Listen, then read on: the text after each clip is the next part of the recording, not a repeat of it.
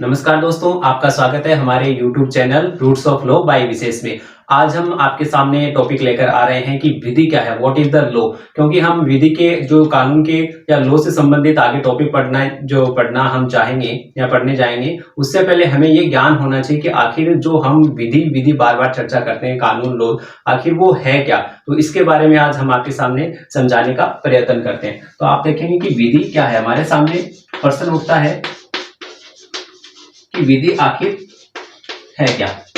इसकी अनेक विधि वेताओं ने, विधि शास्त्रियों ने अलग अलग परिभाषा दिए और सामान्य अर्थों में कि मानव समाज के लिए इसमें मुख्य विधि किसके लिए निर्मित होती है, मानव समाज।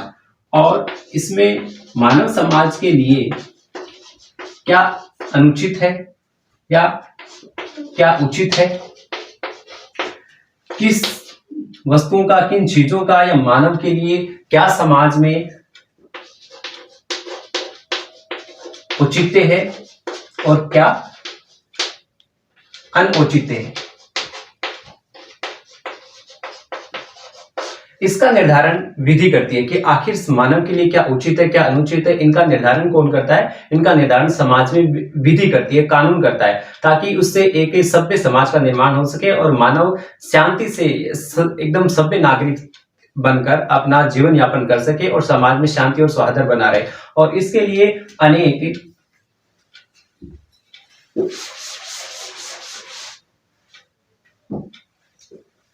अनेक नियमों का निर्माण किया जाता है। नियमों का निर्माण किया जाता है, अनेक नियमों का निर्माण किया जाता है, जिससे कि ये उचित, अनुचित, औचित्य, अनुचित्य जो जिनका निर्धारण किया जा सके। और इन्हीं नियमों का निर्माण, ये जो नियम है, इन नियमों के समूह को सामान्य अर्थों में विधि कहा जाता है।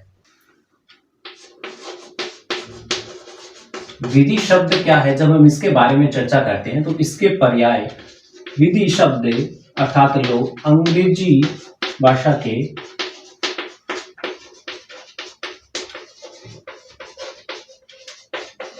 एक ट्यूटोनिक धातु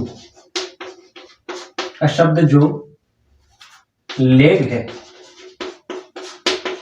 इससे निर्मित हुआ है। लेग का अर्थ क्या है? ऐसी वस्तु जो एक सार हो या बंधी हुई हो।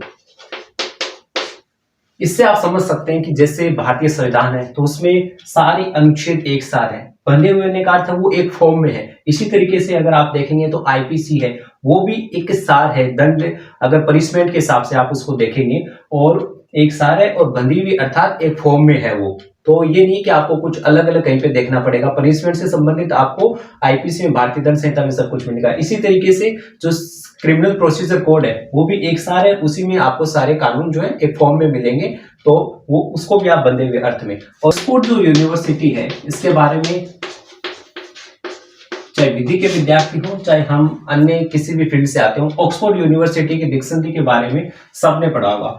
इसमें जो विधि शब्द की परिभाषा दी गई है, उसका अर्थ है कि राज्य द्वारा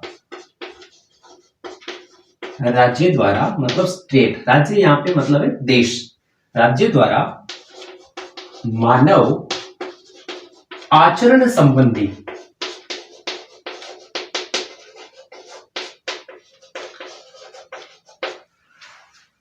कि ऑक्सफोर्ड यूनिवर्सिटी की डिक्शनरी में विधि की परिभाषा है कि राज्य द्वारा मानव का आचरण को जो निर्धारित या मानव के आचरण के संबंधी जो नियम है उनको जो निर्धारित किया जाता है उनको विधि कहते हैं। चूंकि विधि अर्थात लॉ, ये एक विधि समाज में ही लागू होती है, और जो चीजें समाज में लागू होती हैं वो सोशल साइंस अर्थात सामाजिक विज्ञान का भी हिस्सा होंगी।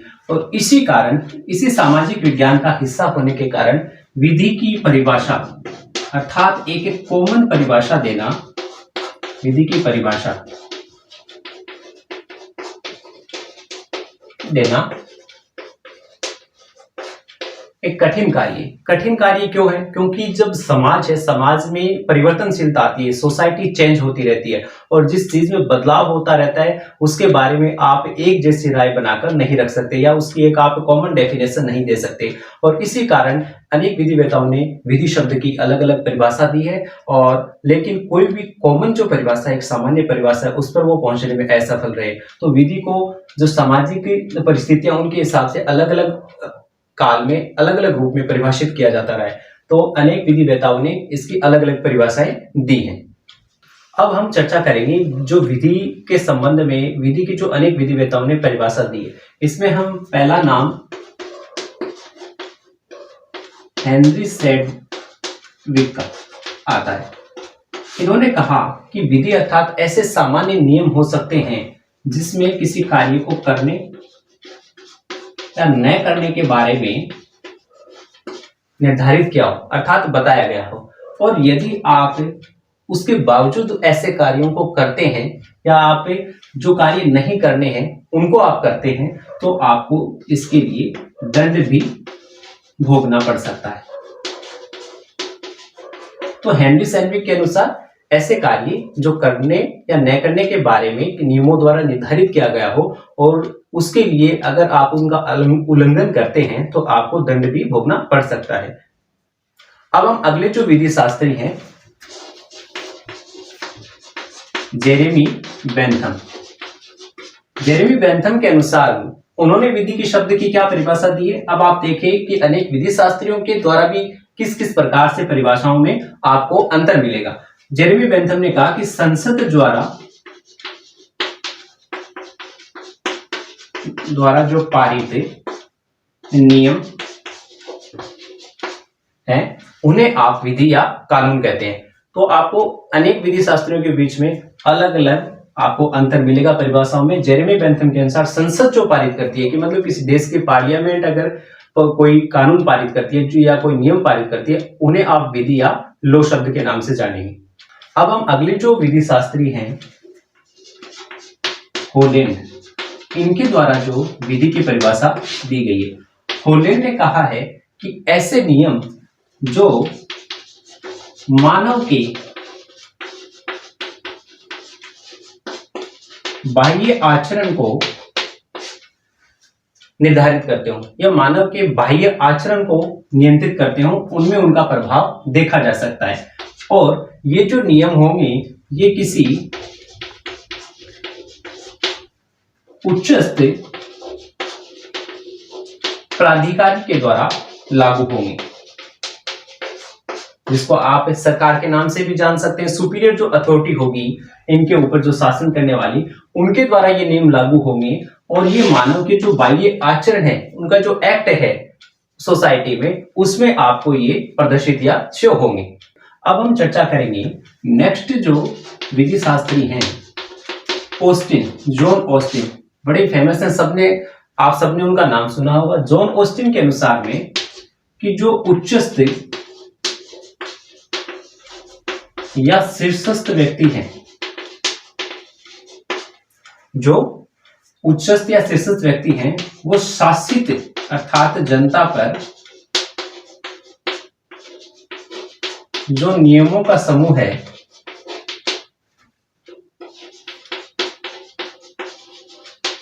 अधिरोपित करते हैं या उनके लिए शासित व्यक्तियों के लिए, जनता के लिए या व्यक्तियों के समूह के लिए वो जो नियमों का निर्माण करते हैं, उन नियमों के समूह को जॉन ऑस्टिन ने विधि का नाम दिया। तो जॉन ऑस्टिन के अनुसार विधि की परिभाषा नियमों का समूह जो उच्च या शीर्षस्थ पदाधिकारियों द्वारा शासितों के लिए जिनका निर्माण किया जाता है वो विधि है।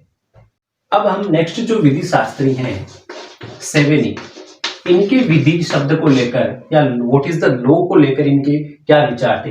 इन्होंने बताया कि ये जो विधि है, ये जो राउंड आप देख रहे हैं बोर्ड पे, उनके अनुसार में प्रत्येक व्यक्ति के लिए ऐसे बंधनकारी नियमों का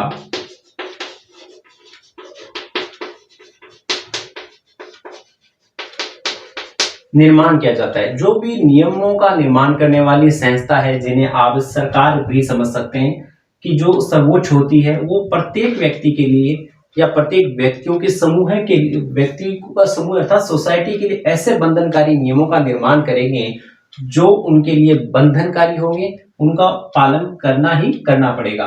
और जो उनका अपना आचरण है व्यक्तियों का, अपने आचरण को वो स्वच्छंद या अपनी मर्जी से वो नहीं कर सकते कि जो वो चाहे वो करें। जो उचित अनुचित जो भी नियम शासन व्यवस्था द्वारा बनाए गए हैं उनके हिसाब से उनको अपने आचरण को ढालना पड़ेगा।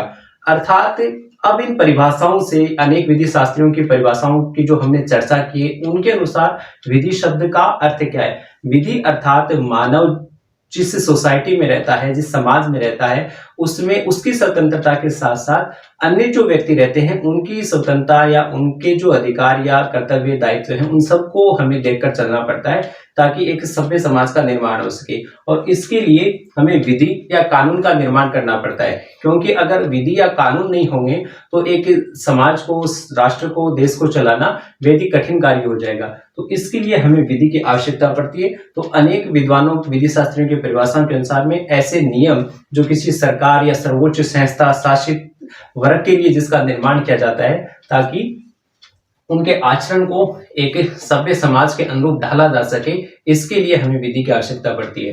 तो आज जो हमने विधि शास्त्रियों की परिभाषाओं से जो हमने विधि के बारे में समझा है, मैं समझता हूं कि आपको विधि शब्द या व्हाट इज द लॉ है इसकी गहराई का आपको पता चला होगा। और ये किसी भी इसकी एक कोई कॉमन परिभाषा देना बेहद कठिन है, लेकिन हम इन विधि शास्त्रियों की जो दी गई परिभाषाएं हैं इनसे हम समझने का आज हमने प्रयत्न किया है। और मैं समझता हूं कि आपको ये टॉपिक क्लियर हुआ होगा कि व्हाट इज द लॉ और विधि शब्द आखिर है क्या।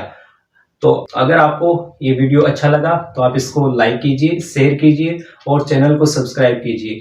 और आप अपने इस वीडियोज को लेकर या नेक्स्ट क्या टॉपिक होना चाहिए इससे संबंधित आप हमारे कमेंट सेक्शन में जरूर बताइएगा। Thank you so much dear friends.